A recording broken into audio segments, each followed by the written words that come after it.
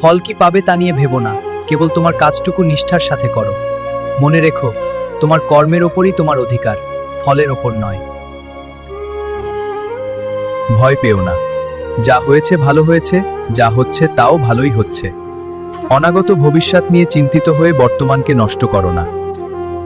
যখন নিজেকে খুব একা মনে হবে, তখন চোখ বন্ধ করে আমাকে ডাকো। আমি তোমার হৃদয়েই আছি, শুধু বিশ্বাসের সাথে আমাকে অনুভব করো।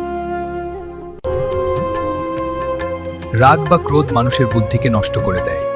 শান্ত থাকো, কারণ একটি শান্ত মনই জীবনের কঠিনতম সমস্যার সমাধান করতে পারে। সুখ বাইরে কোথাও নেই। যখন তুমি অন্যের দুঃখে দুঃখী হবে আর সুখে আনন্দিত হবে, তখনই তুমি প্রকৃত সুখের দেখা পাবে।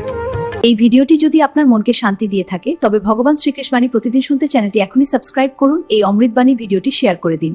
ভালো থাকুন আর প্রেম সে বলো। রাধে রাধে।